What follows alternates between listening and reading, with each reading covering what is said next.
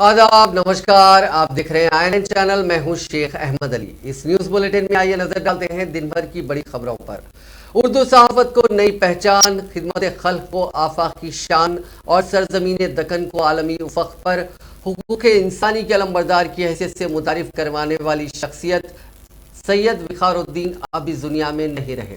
उनकी हमा पहलू शख्सियत 50 बरस की मुसलसिल जद्दोजहद और हुर्रियत से मामूर है। सैयद विखारुद्दीन दक्कन की चंद अहम तरीन और बासर शख्सियात में से एक थे। उन्होंने अपने लिए जो भी मैदान कार मुंतखब किया, इसे पूरे कमाल तक पहुंचाया। सियासत, अदब, सहाफत, खिदमत खल्क, हुकूक इंसानी और मेहमान नवाजी उनके अहम मैदान कार थे। फिर फ़लस्तीन के काज के लिए भी उन्होंने अपने वसाइल और असर और रसूख को भरपूर अंदाज में इस्तेमाल किया। सैयद विखारुद्दीन की शख्सियत आलमी शोहरत याफ्ता रही। उन्होंने हिंद अरब दोस्ताना ताल्लुकात के क़याम में कलीदी किरदार अदा किया।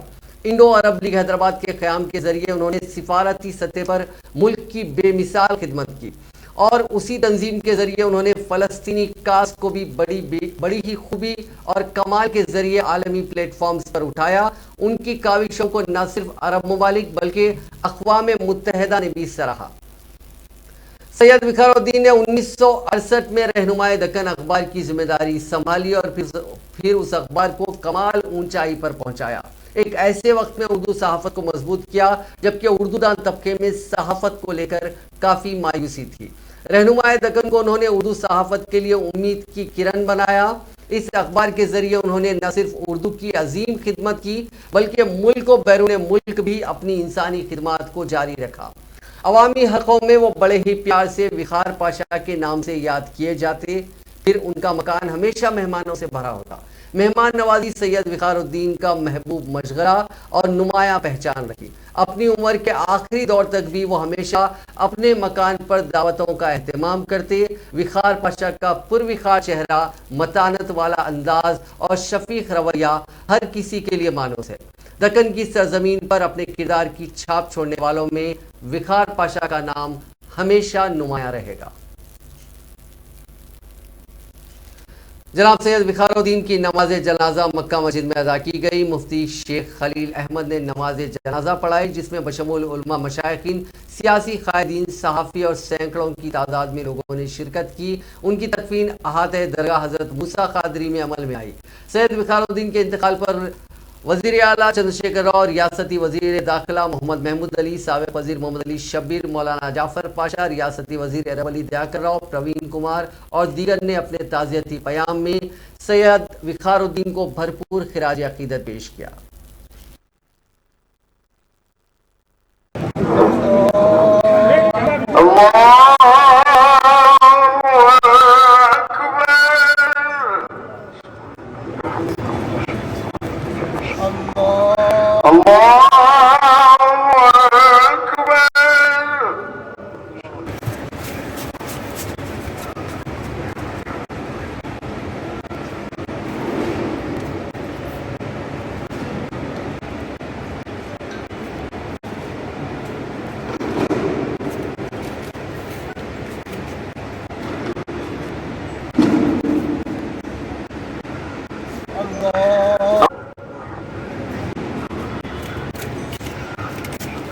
खोलिए खोलिए खोलिए सल्लल्लाहु अलैहि नबील उम्मी वाली सल्लल्लाहु अलैहि नबील उम्मी वाली सलातो व सलाम अलैका या रसूलल्लाह सल्लल्लाहु अलैहि नबील उम्मी वाली सलातो व सलाम अलैका या रसूलल्लाह।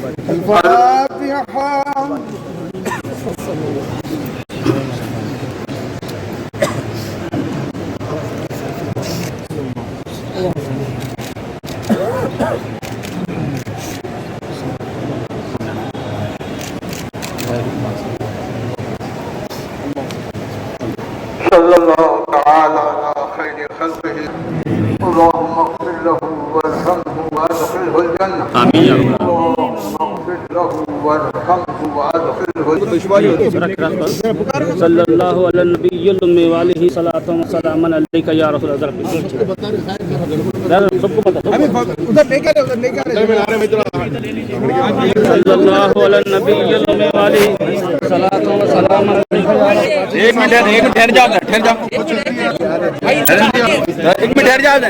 मीडिया हमला ले लेते, ठहर जाओ जीजा, अल्लाह के वास्ते बहस मत करो, ले लो भाई। चलिए जाने दीजिए।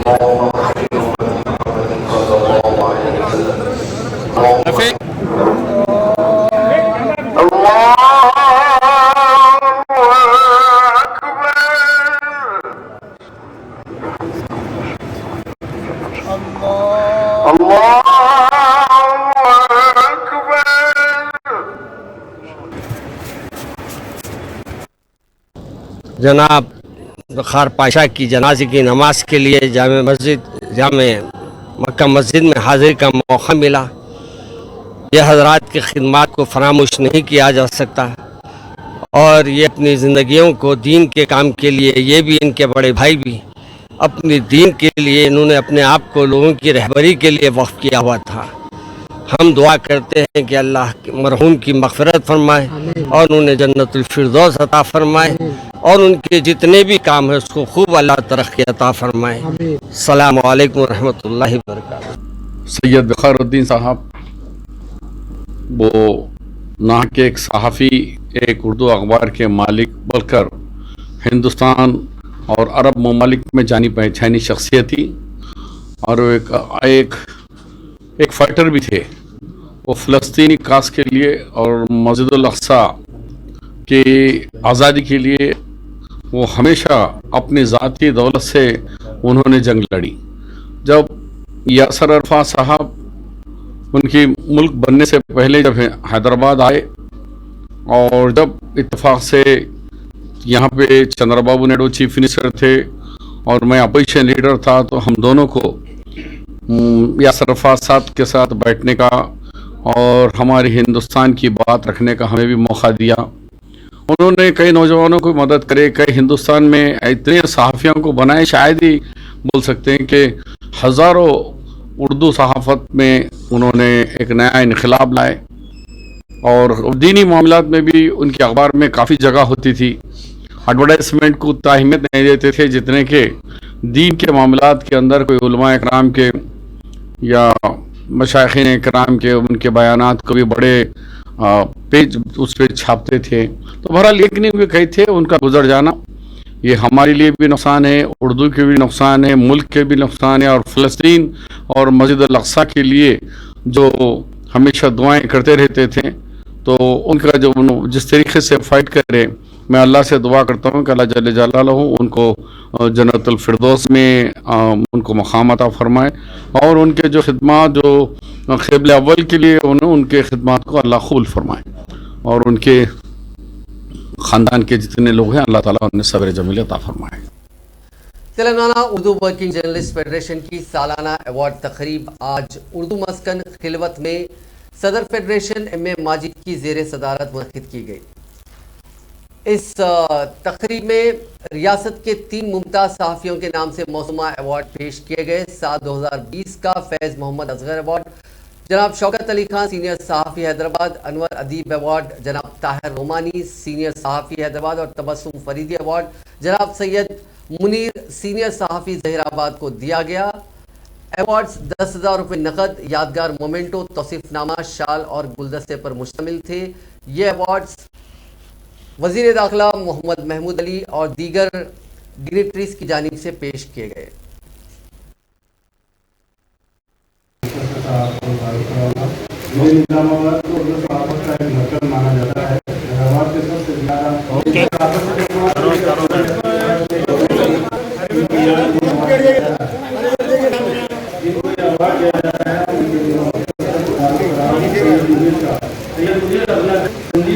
के लिए जाने जाते हैं। ज़हीराबाद के गज़ल ज़मीन से इन्होंने हैदराबाद से शाया होने वाले अखबारात के लिए नामा निगाहों का आगाज़ किया था। उर्दू रोज़नामा रहनुमा शामनामा रहनुमा आंध्र प्रदेश भारतीय खिदमत अंजाम दी। Okay right.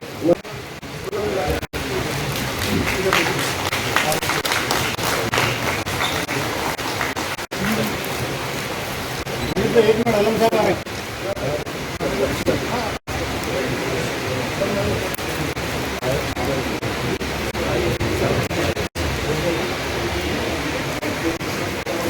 इधर देखिए सर, इधर सामने सर, इधर देखिए।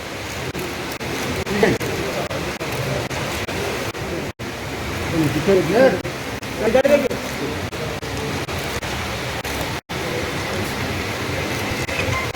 मोहम्मद सैफ साहब कर देते हैं नॉन रिफंडेबल, और हर साल 250 बच्चों को, ठीक है, थोड़ा आगे पीछे हो रहा होगा, पर जब एक बार सेक्शन होता है तो जरूर पैसे मिलते हैं। हम भी नुमाइंदगी करते हैं, मगर हमारा माइनॉरिटी डिपार्टमेंट की बहुत बड़ी जिम्मेदारी होती है, तो ऑफिसर की जिम्मेदारी होती है कि हमारी माइनॉरिटी कौम की अच्छी से अच्छी खिदमत करें। इसलिए जरूर मैं आपसे कहना चाहता हूँ, हम आपके मिनिस्टर नहीं बल्कि आपके खादी हैं। हम अपने आप को ये समझते हैं, हम चाहते हैं कि जो हमें होता दिया गया उससे हम आप लोगों की खिदमत कर सकें। जो हमारे दफ्तर आता है, चाहे वो ऑटो ड्राइवर हो या रक्षा पुल्लर हो, उसे बहुत ही सर बिठा के बात करते हैं। और हम रोजाना, मैं तो मैक्सिमम 8 घंटे पब्लिक सर्विस के लिए देता हूँ, क्योंकि होम डिपार्टमेंट बहुत बड़ा होता है। 65 सजा तो हमारी एम्प्लॉइज है, उसके अलावा सारे तेलंगाना की 3.5-4 गाँव में कहीं ना कहीं डिस्ट्रिक्ट में कुछ तो मसाला आता है। मगर मैं ये देखता हूँ, सफर की बहुत जरूरत है, हालात के हिसाब से सफर करना जरूरी, मुकाबला नहीं करना चाहिए। कुछ लोग आते हैं मुकाबला लेवल से आते हैं, क्योंकि हर एक का दौर होता है। निजाम सरकार का दौर था, वो लगता, आशा जमहूरियत का दौर था, और आज हमारा TRS का दौर है। TRS के दौर में यकीनन उर्दू जबान, आप एक ही चीज सोच लीजिए, हमारी असेंबली दोनों बाजू होती है, आंध्र असेंबली, तेलंगाना असेंबली 2.5-3 साल तक रही एक साथ। हमारे पास रोजाना उर्दू का जवाब सारे MLA, सारे मिनिस्टर, चीफ मिनिस्टर उर्दू का जवाब उर्दू में देते हैं। आप 3 साल 3.5 साल के अंदर 1 मिनट भी उर्दू में असेंबली में आई क्या देख लीजिए, कोई जवाब में कोई चंद्रबाबू नायडू को उर्दू आती थी, ना जगन साहब को सही उर्दू आती, तो उर्दू की कदर करने वाले तो तेलंगाना वाले। अब उर्दू ये पावर बात बताओ, उर्दू ट्रांसलेटर मुझे ऐसा बड़ी मेहनत करे, हमारे शिबू साहब भी बड़ी मेहनत करे। उर्दू ट्रांसलेटर कितने 66 ट्रांसलेटर को CM साहब ने अपॉइंट किया। क्यों किया? आप अगर किसी कलेक्टर को उर्दू में लेटर लिखते हैं, किसी मिनिस्टर को उर्दू में लेटर देते हैं, वो कैसे की नदी में जाता। CM साहब ने 66 उर्दू ट्रांसलेटर दिया, हमारे मुनीला बेटे थे, उनको इसलिए अपॉइंट किया कि कोई भी मुझे देखता घर से औरता लिखते हैं उर्दू में।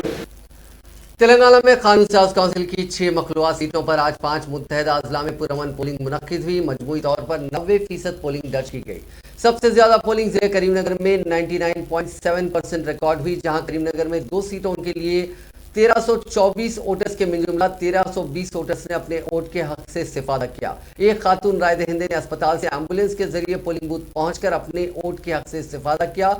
स्ट्रेचर पर ही उस खातून को पोलिंग बूथ पर लाया गया था। इस तरह नलगुंडा जिले में 97% पोलिंग दर्ज हुई, जहां 1233 के मिलजुमला 1271 वोटर्स के जुमला 1233 ने वोट दिया। खम्मम जिले में 96.09%, जबकि आदिलाबाद में 91.78% पोलिंग रिकॉर्ड की गई। मेदक में 99.22% पोलिंग रिकॉर्ड की गई। सुबह 8 बजे से पोलिंग के अमल का आगाज हुआ, जो शाम 4 बजे तक जारी रहा। ये इंतखाबात मजालिस से मकामी इदारे जात के कोटे के तहत मुनक्किद हुए थे, जिसमें MPTC, ZPTC, काउंसलर्स और कॉर्पोरेटर्स ने अपने वोट के हक से इस्तेफादा किया। वोट देने वालों में चंद अरकान असेंबली और वुज़रा भी शामिल थे, जिन्होंने जो मुतालिका जिले में जिला परिषद या बदियात में बतौर बाएतबार ओहदा रुकन अपने नामों का इंदराज करवाए थे। बताया गया कि चीफ मिनिस्टर चंद्रशेखर राव का भी वोट बतौर एक्स ऑफिशियो मेंबर मेदक जिले में था, ताहम उन्होंने अपने वोट के हक से इस्तेफादा नहीं किया। वोट देने वालों में वजीर फाइनेंस हरीश राव, वजीर बल्दी नज़्म व नस्क KT रामाराव, वजीर जंगलात इंदिरा करण रेड्डी और दूसरे शामिल हैं। 6 सीटों पर 24 उम्मीदवार मुकाबला कर रहे हैं। सबसे ज्यादा 14 उम्मीदवार करीमनगर जिले की 2 सीटों के लिए है, जहां TRS की जानिब से भानु प्रसाद और एल रमना को उम्मीदवार बनाया गया।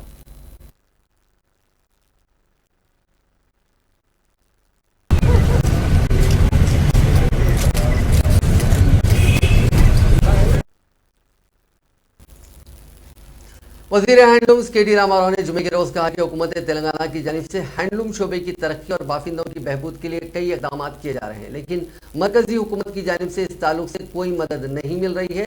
सिलसिला में मीडिया के नुमाइंदों से बात करते हुए उन्होंने कहा कि रियासती हुकूमत मरकज से मुसलसिल अपील कर रही है कि तेलंगाना के मेगा पावरलूम क्लस्टर मंजूर किया जाए। इस मामले में भी मरकज की तरफ से कोई रद्द-ए-अमल सामने नहीं आया। उन्होंने कहा कि गुज़िश्ता कई बरसों से रियासती हुकूमत के सिलसिले में मरकज को मुतवज्जो कर रही है, लेकिन मरकज टस से मस नहीं हो रहा है। उन्होंने कहा कि हुकूमत तेलंगाना ने नेशनल हैंडलूम डेवलपमेंट प्रोग्राम के तहत 26 ब्लॉक्स की मंजूरी की मरकज से ख्वाहिश की, लेकिन मरकज ने सिर्फ 6 ब्लॉक्स को ही मंजूरी दी है।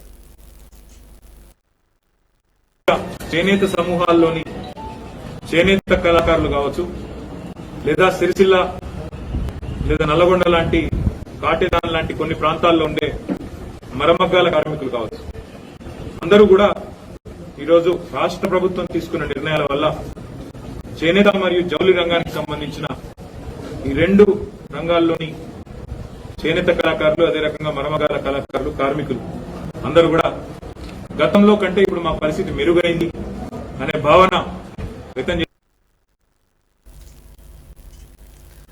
सिंगरेनी के मजदूरों ने कोल ब्लॉक्स की नीलामी के खिलाफ दूसरे दिन भी हड़ताल जारी रखी। तमाम यूनियंस के मुताबिक हड़ताल की हिमायत करते हुए मजदूरों ने दूसरे रोज भी अपनी ड्यूटीज का बाइकआउट किया। 5 मरकजी trade unions INTUC, AITUC, CITU, HMS और PMS के अलावा तेलंगाना बोगनी कार्मिका संगम ने इस हड़ताल में हिस्सा लिया। हड़ताल की वजह से 4 लाख टन कोयले की पैदावार रुक गई, जिससे 40 करोड़ रुपए का नुकसान हुआ। जेसी ने मरकज से 4 कोल ब्लॉक्स की नीलामी के अपने फैसले को वापस लेने का मुतालबा करते हुए 3 रोजा हड़ताल की कॉल दी थी। तेलंगाना PCC के सदर रेवंत रेड्डी ने कहा कि सिंगरेनी कॉलरीज के वर्कर्स की हड़ताल को कांग्रेस पार्टी की मुकम्मल तायद रहेगी। वर्कर्स को गुमराह करने के लिए चीफ मिनिस्टर चंद्रशेखर राव ने मकतूब रवाना किया है। उन्होंने हुकूमत से मुतालबा किया कि वो सिंगरेनी के शेयर्स खरीदते हुए फौरी बकाया जात अदा करे। एक बयान में रेवंत रेड्डी ने कहा कि सिंगरेनी के कानून को खारिज आने के खिलाफ वर्कर्स ने जो हड़ताल शुरू की है उसको कांग्रेस पार्टी की मुकम्मल हिमायत हासिल है। एक तो 132 साल से सिंगरेनी कॉलरीज खामोश तौर पर खिदमात अंजाम दे रही है। ये मुल्क का पहला पब्लिक सेक्टर इदारा है जिसमें मरकज का 49% और रियासती हुकूमत का 51% हिस्सा है। इस इदारे के जरिए दोनों हुकूमतें सेस और डिविडेंड के नाम पर हजारों करोड़ रुपए इकट्ठा करती हैं। कोरोना के वक्त भी इस इदारे ने 272 लाख आमदनी हासिल की थी। ऐसे इदारे के कोयागुडम, सत्तुपल्ली, केलानी खनी, श्रवणपल्ली ब्लॉक्स हर्राज के जरिए खानगियानी की मरकजी हुकूमत कोशिश कर रही है। इसका मतलब सिंगरेनी को फांसी देने के मुतरादिफ होगा। हुकूमत ने जिन कोयले की खानों को हराज के लिए रखा है, इस पर इदारे ने 20 करोड़ रुपए खर्च किए हैं। आंध्र प्रदेश में हुक्मरान YSR कांग्रेस पार्टी के अरकान पार्लियामेंट ने जुमे को पोलावरम प्रोजेक्ट की तकमील के ताल्लुक से जिम्मेदारियों की अंजामदही में नाकामी पर मरकज को तनकीद का निशाना बनाया। कौमी दारुल हुकूमत में YSR कांग्रेस के अरकान parliament P Subhash Chandra Bose, V Gita, C Anuradha और V सत्यवती ने मीडिया के नुमाइंदों से बात करते हुए कहा कि मरकज को हालांकि पोलावरम प्रोजेक्ट को कौमी प्रोजेक्ट का मौक़िफ़ देना चाहिए, लेकिन वो अपने वादे की तकमील में नाकाम रहा, जिसके नतीजे में बर वक्त इस प्रोजेक्ट की तकमील नहीं हो पा रही है। इन अरकान पार्लियामेंट ने यह इल्ज़ाम भी आयद किया कि मरकज हर कदम पर रुकावटें हायल कर रहा है। రెండవది ఒకసారి ఈ ఎక్స్పెండిచర్ కమిటీ కూడా దీన్ని ఈ office note number 10/PFC/11/200/2020 dated 12/10/20వ తారీఖుని దీన్ని మరి వాటర్ కాంపోనెంట్ ని, త్రాగునీటి వాటర్ కాంపోనెంట్ ని విడదీస్తూ మరి జీవో ఇవ్వటం అంటే ఇది చాలా విచారం వ్యక్తం చేస్తూ ఉన్నాం। దీని మీద వెంటనే గౌరవ ప్రధానమంత్రి గారు, జలశక్తి మంత్రి గారు వెంటనే తమ చర్యలు తీసుకుని దీన్ని వెంటనే మరి కాస్ట్ రివైజ్డ్ కాస్ట్ ఎస్టిమేషన్ అన్న విషయం చాలా ఎక్కువ ప్రతిపక్షాలు దాన్ని ఒక అంశంగా చూపించడానికి ప్రయత్నం చేశాయి। अब नजर डालते हैं तेलंगाना में कोरोना से जुड़े आंकड़ों पर। पिछले 24 घंटों में रियासत भर में 38,467 अफराद के कोरोना के टेस्ट किए गए, जिसमें 207 मुस्बित पाए गए। इसी दौरान एक और फर्द की इस मोदी वायरस की वजह से जान चली गई। रियासत भर में अब भी 3,897 अफराद का कोरोना का इलाज जारी है। हर साल यानी आज के दिन 10 दिसंबर को दुनिया भर में यौम आलमी इंसानी हुकूक मनाया जाता है। ये दिन हमें अक़वाम मुत्तहिदा में मंजूर करदा इंसानी हुकूक के ऐसे शानदार आलमी मंशूर की याद दिलाता है जिसे universal declaration of human rights का नाम दिया गया। हर साल आज का दिन बराए नाम मनाया जाता है, जैसे एक रस्म है जो पूरी की जा रही है, लेकिन संजीदगी के साथ इंसानी हुकूक की पामाली के खिलाफ इक़दाम नहीं किए जाते। मरकज़ में बीजेपी के बरसर इख्तिदार आने के बाद से इंसानी हुकूक की पामाली के खिलाफ कई गोशों से आवाज़ उठाई गई, लेकिन ये आवाज़ नखार खाने में तोती की गूंज साबित हुई। ख़ास तौर पर दरबारी मीडिया की जानिब से भी इंसानी हुकूक की खिलाफ वर्जी पर चश्म पोशी अख्तियार की जा रही है, जबकि सहाफ़त का काम है कि सच्चाई दिखाए और हक़ाइक़ से वाकिफ़ करवाए। लेकिन इन दिनों चंद मीडिया घरानों को छोड़कर बकिया तमाम हुकूमत की मद्दासराई में मसरूफ़ है। CA, NPA और NRC के खिलाफ एहतजाज, किसान एहतजाज हो या हुकूमत के मुखालिफ अवाम फैसलों के खिलाफ किया जाने वाला कोई भी एहतजाज हो, मुल्क की अवाम शाहिद हैं कि उन पर किस तरह के मजालिम उठाए गए और इंसानी हुकूक के लिए आवाज़ बुलंद करने वालों को किस तरह जेल की सलाखों के पीछे ढकेल दिया गया। मौजूदा वक्त में एक ऐसा माहौल परवान चढ़ाया गया जिसने मुल्क के अवाम के दरमियान फासलों में इजाफा कर दिया। अवाम के दरमियान फिरका वाराना मुनाफरत की एक सीसा पिलाई हुई दीवार उठा दी गई और ख़ास तौर पर तारीख को तोड़ मड़ोड़ कर पेश करते हुए मुसलमानों के खिलाफ नफरत की चिंगारी को हवा देते हुए इसे शोला बना दिया गया। यहाँ ये जिक्र बेजाना होगा कि मुल्क में इंसानी हुकूक की खिलाफ वर्जी से मुतालिक इंसानी हुकूक के कारकुनों ने अक़वाम मुत्तहिदा को एक रिपोर्ट पेश की थी, जिसमें कहा गया था कि मुल्क में इंसानी हुकूक की सूरत हाल संगीन है। इस रिपोर्ट का उन्वान था भारत में इंसानी हुकूक एक जायजा, और इसे working group on human rights और अक़वाम मुत्तहिदा के इदारे WGHR ने मुरतब किया था। WGHR इंसानी हुकूक के इदारों और खुद मुख्तार माहिरीन का एक कौमी इत्तेहाद है। इसी तरह इंसानी हुकूक की खिलाफ वर्जी से मुतालिक एक और रिपोर्ट की बात करें तो अमरीकी महकमे खारजा ने साल 2020 में दुनिया भर में इंसानी हुकूक की सूरत हाल से मुतालिक रिपोर्ट जारी की थी, जिसमें हिंदुस्तान और पाकिस्तान में इंसानी हुकूक की सूरत हाल को गैर तसल्ली बख्श करार दिया था। रिपोर्ट में कहा गया था कि मुल्क में मावराए अदालत हलाकतें, सहाफ़ती आज़ादी, इज़हार ख्याल की आज़ादी पर पाबंदी, मजहबी आज़ादी पर कदेगुन और बदनुवानी समेत इंसानी हुकूक की खिलाफ वर्जियों के मुतअद्दिद मामलात पाए गए।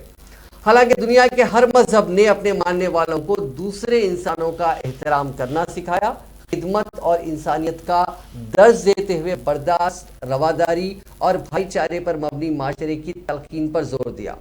हमें समझना चाहिए कि हम मजहबी, कौमी, जोग्राफियाई, लिसानी या रंगो नस्ल के लिहाज से मुख्तलिफ ज़रूर हो सकते हैं, लेकिन हमारे खून का रंग एक है। तारीख गवाह है कि जिन ममालिक ने अपने माशरे में इंसानी हुकूक के एहतराम को यकीनी बनाया, वो तरक्की व खुशहाली के सफ़र में तेज़ी से आगे बढ़ते चले गए, जबकि सोवियत यूनियन, हिटलर के नाजी जर्मनी समेत दीगर ताकतवर रियासतों के जवाल की सबसे बड़ी वजह इंसानी हुकूक की पामाली है। इन पुरआशोब हालात में बस इतना ही कहा जा सकता है कि दीगर दिनों की तरह यौम इंसानी हुकूक की रस्म भी अदा करते चले, क्योंकि इन दिनों चली है रस्म कि कोई ना सर उठा के चले। अब एक और अहम खबर, हिंदुस्तान की मुख्तलिफ रियासतों में कोरोना वायरस की नई शक्ल ओमिक्रॉन के मुतासरीन में बतदरीज इजाफे के पेश नज़र तेलंगाना में सरपरस्तों ने शिकायत की है कि कई स्कूलों और कॉलेजों में समाजी फासले का ख्याल नहीं रखा जा रहा है, इसीलिए शख्सी क्लासेस के बजाय ऑनलाइन क्लासेस दोबारा शुरू किए जाएं।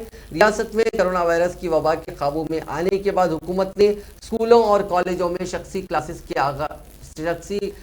का आगाज़ कर दिया है और स्कूल इंतजामिया की जानिब से भी तुलबा पर शख्सी क्लासेस में शिरकत के लिए दबाव डाला जा रहा है।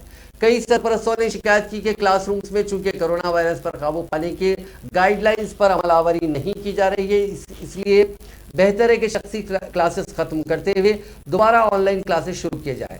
हत्ता कि खानगी टीचर्स की एक एसोसिएशन ने तो यहाँ तक मुतालबा कर दिया कि ओमिक्रॉन की सूरत हाल के मुकम्मल तौर पर काबू आने तक आर्जी तौर पर स्कूलों को बंद कर दिया जाए, क्योंकि रियासत के मुख्तलिफ अकामती मदारिस में कई तुलबा कोरोना वायरस से मुतासिर हुए हैं और मुल्क की चंद रियासतों में ओमिक्रॉन के केसेस में भी इजाफा दर्ज किया जा रहा है। सरपरस्तों ने बताया कि वो ऑनलाइन क्लासेस दोबारा शुरू करने के मामले पर स्कूल इंतजामिया से बातचीत कर चुके हैं, लेकिन उन्होंने ये कहते हुए कोई वाज़ेह तयक़ुन देने से इनकार कर दिया कि जब तक महकमे तालीम तेलंगाना की जानिब से वाज़ेह हिदायत मौसूल नहीं होती है वो कुछ भी नहीं कर सकते हैं। सरपरस्तों ने बताया कि कई स्कूल्स में रवा माह इम्तिहानात भी मुनक्किद होने वाले हैं और इन इम्तिहानात को भी ऑफलाइन तरीक़ेकार के बजाय ऑनलाइन तरीक़ेकार के मुताबिक किया जाना चाहिए, क्योंकि इम्तिहानात के दौरान भी समाजी फासले की बरकरारी मुमकिन नहीं है। शहर हैदराबाद में एक शौहर ने अपनी बीवी का कत्ल कर दिया। ये वाक़या राजेंद्र नगर पुलिस स्टेशन के हुदूद में कल रात पेश आया। ज़राए के मुताबिक MM पहाड़ी के रहने वाले परवेज़ की शादी चंद साल कबल 28 साल शमीम बेगम से हुई थी। वो अपनी बीवी के किरदार पर शक करते हुए उसे हरासा किया करता था। कल रात खातून महवे ख्वाब थी कि शौहर ने किसी तेज हथियार से उसका गला काट दिया और उसके बाद उसने अपनी बीवी का सर तन से जुदा कर दिया। ज़राए के मुताबिक मुलजिम बीवी का कटा हुआ सर लेकर पुलिस स्टेशन पहुंचा और उसने अपने आप को पुलिस के हवाले कर दिया। कामारेड्डी जिले में ट्रैक्टर का टायर फटने से 2 अफराद बशमूल साबिक सरपंच ट्रैक्टर के इंजन के नीचे दबकर हलाक हो गए। यह अफसोसनाक वाकया जिले के पोसानी पेट के मज़ाफ़ात में पेश आया। कामारेड्डी से जो इतलात मौसूल हुई है उसके मुताबिक गीदा गांव के साबिक सरपंच नाइनी असम रेड्डी और एक और शख्स गंगा रेड्डी के साथ रामा रेड्डी सब स्टेशन से ट्रैक्टर में बरकी खंबे ला रहे थे कि दरमियान में ट्रैक्टर का तवाजुन बिगड़ गया और ट्रैक्टर उलट गया, जिसके नतीजे में ट्रैक्टर के इंजन के नीचे दोनों दबकर मौके पर ही हलाक हो गए। मकामी अफराद ने ट्रैक्टर के नीचे दबने वाले दोनों को निकालने की काफ़ी कोशिश की, लेकिन कामयाबी नहीं मिली। बाद पुलिस की मदद से नाशें निकाली गई।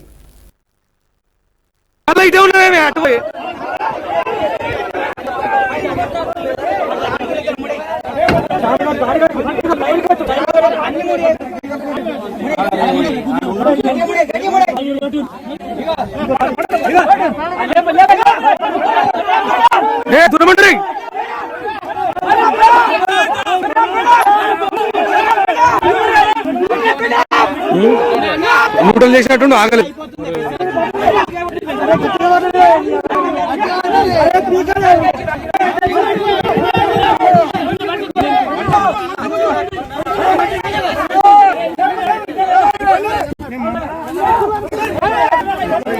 కాలు కాలు దగ్గర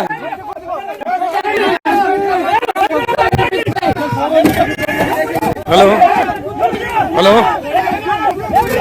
హలో ఎవరు మీరు మాట్లాడే తెలుగు ఈ ట్రాక్టర్ ఇద్దరా?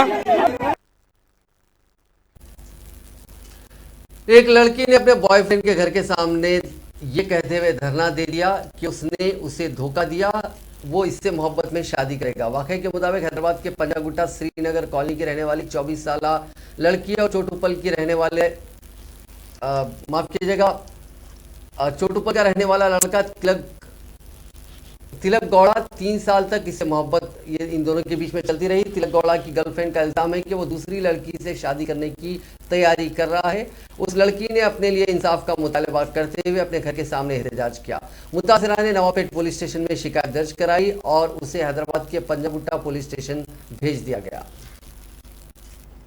रच्चाकुंडा की एक मकामी अदालत ने जुमेरात को एक शख्स मुबारक बिन अब्दुल्ला को कत्ल की कोशिश के मुकदमे में 5 साल कैद की सजा सुनाई और उस पर 500 रुपये जुर्माना भी आयद किया। पुलिस का कहना है कि मुलजिम बदमाश था और दिसंबर 2020 में उसने 3 अफराद को कत्ल करने के इरादे से चाकू से वार किया था। मुलजिम का तरीक़ेकार मकामी इंटरनेट सर्विस प्रोवाइडर से रकम बटोरना था और इस नीयत से वो अक्सर इंटरनेट केबल्स काटता रहता था और जब रात के वक्त इंटरनेट सर्विसेज के मालिक ने उसे रोका तो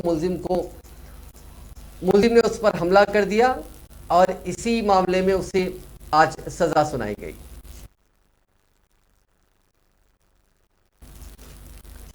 नाज़रीन, इस न्यूज़ बुलेटिन में बस इतना ही। देखते रहिए INN चैनल।